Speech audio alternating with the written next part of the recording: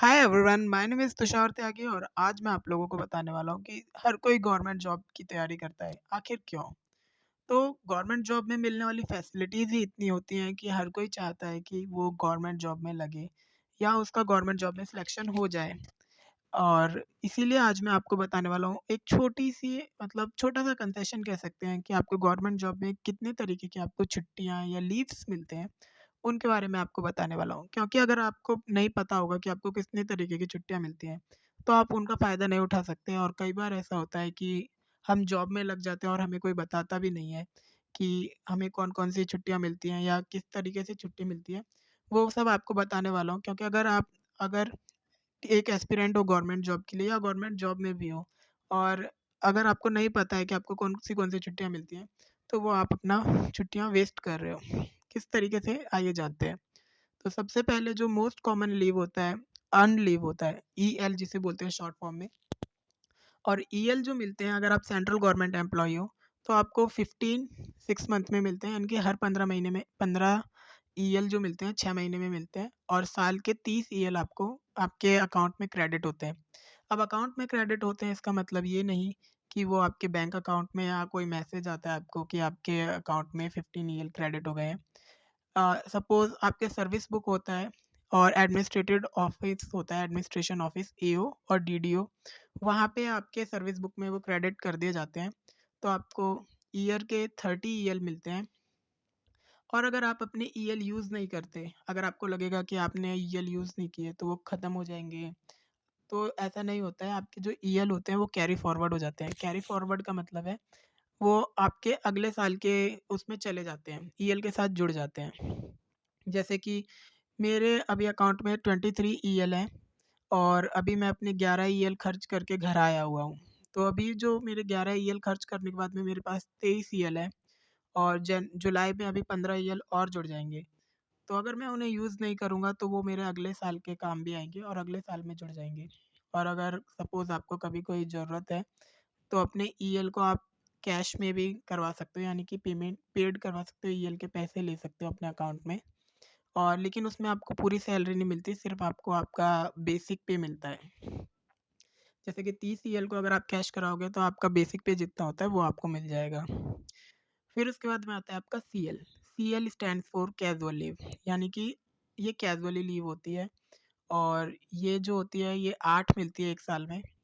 Casual leave EL की तरह नहीं होती है कि आप उसे अगले साल कैरी फॉरवर्ड कर सकते हो या ज़रूरत पड़ने पर सीएल को कैश करा सकते हो, नहीं होता है। सीएल के लिए आपने अगर इस साल अपने 8 ईएल सीएल खर्च नहीं किए, तो आपको अगले साल दोबारा से 8 सीएल नहीं मिलेंगे, नए 8 सीएल मिलेंगे। ये वाले 8 सीएल ख़त्म हो जाएँगे। और सीएल का जो प्रोसेस होता है काफ़ी शॉर्ट होता है। आपको बस अपने ऑफ़िसर को इंटीमेट करना होता है, थ्रू व्हाट्सएप कर सकते हो, कॉल करके कर सकते हो या मेल के थ्रू कर सकते हो। तो इनकी संख्या 8 होती है। फिर इसके बाद में आता है एचपी, यानी कि हाफ़ पेड लीव।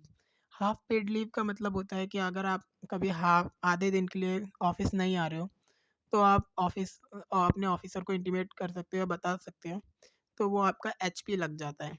आप चाहो तो अपने द 20 हाफ़ पेड को मिला के 10 ईएल में भी कन्वर्ट कर सकते हो। फिर उसके बाद में आता है एसएल। एसएल यानी कि सिक लीव। सिक लीव जब आप कभी बीमार पड़ते हो, तो आप अपने ऑफ़िसर को इंटीमेट करते हो कि आप सिक लीव अवेल कर रहे हो, आप बीमार हो, इस वजह से आप नहीं आ सकते हो, डॉक्टर ने आपको रेस्ट बोला है। लेकिन बोला है सिर्फ़ ये नहीं, आपको लिख रिटन में दिखाना होता है। इसके लिए आपको मेडिकल सर्टिफ़िकेट बनवाना होता है। जब आप जॉइन करते हो तो फिर आपको जब दोबारा से जॉइन रिपोर्ट देते हो, जॉइनिंग रिपोर्ट कि अब आप जॉइन कर रहे हो, तो आपको उसके बाद में उन्हें वो अपना हेल्थ सर्टिफ़िकेट भी देना पड़ता है, फ़िटनेस सर्टिफ़िकेट और मेडिकल सर्टिफ़िकेट दोनों अटैच करके देने होते हैं। फिर उसके बाद में आपका है आरएच। आरएच यानी कि रिस्ट्रिक्टेड हॉलिडेज़, यानी कि हर ये स्टेट टू स्टेट वेरी कर सकता है। रिस्ट्रिक्टेड हॉलिडे वो किसे मानते हैं, किसे नहीं। वो आपके ऑफ़िस में आपको एक पीडीएफ प्रोवाइड कर दिया जाता है जिसमें आपके गैज़ेटेड हॉलिडेज़ यानी कि जिनमें आपकी छुट्टी रहेगी वो और रिस्ट्रिक्टेड हॉलिडेज़ का एक लिस्ट होता है। आप 2 आरएच कभी भी ले सकते हो, जो कोई से भी फेस्टिवल के उन्हें ले सकते हो, तो 2 आरएच भी मिलते हैं आपको। फिर आता है आपका ईओएल, एक्स्ट्रा ऑर्डिनरी लीव। जैसा कि इसका नाम ही एक्स्ट्रा ऑर्डिनरी है, तो ये उसी तरीके से काम करता है। इसमें आप छुट्टी लेके 6 महीने, 1 साल या 3 महीने, 4 महीने कभी भी कितने भी दिन के लिए आप ईओएल अवेल कर सकते हो। जैसे कि मेरा एक फ्रेंड ने अभी 5 महीने से ईओएल लिया हुआ है, वो दिल्ली आया हुआ है अपने एग्ज़ाम की प्रेप करने के लिए, तो वो ईओएल पर है। लेकिन ईओएल का एक नुकसान है या कह सकते हैं कि डिसएडवांटेज है कि इसमें आपको सैलरी नहीं मिलती है। जितने भी दिन का आपने ईओएल लिया है, उसकी आपको सैलरी नहीं मिलेगी। बट ये है कि आप जॉब पे रहोगे, आपको फायर नहीं किया जाएगा, आपका सर्विस ब्रेक नहीं होगा। तो ये कुछ छुट्टियाँ होती हैं, मतलब कुछ नहीं, बहुत सारी छुट्टियाँ होती हैं जो आपको मिलती हैं जब आप एक गवर्नमेंट एम्प्लॉय बन जाते हो। और हाँ, ये स्टेट टू स्टेट वेरी कर सकती है, लेकिन सेंट्रल गवर्नमेंट एम्प्लॉयज़ के लिए सेम रहती हैं, because I am also working in central government, तो इसीलिए। तो अभी मैं एक बार आपको समरी में बता देता हूँ कौन-कौन सी छुट्टियाँ हैं। ईएल जो कि अर्न्ड लीव होती हैं 30 होती हैं, कैज़ुअल लीव 8 होती हैं, हाफ पेड लीव होती हैं, सिक लीव होती है, एक्स्ट्राऑर्डिनरी लीव होती है, आरएच यानी रेस्ट्रिक्टेड हॉलीडेज़ होती हैं। इसके अलावा अगर आपको कोई और छुट्टी मिलती है या फिर आप और कुछ जानना चाहते हो, तो कमेंट करके पूछ सकते हो। और ऐसे ही और वीडियोज़ के लिए आप मेरे को सब्सक्राइब कर सकते हो। Thank you for watching.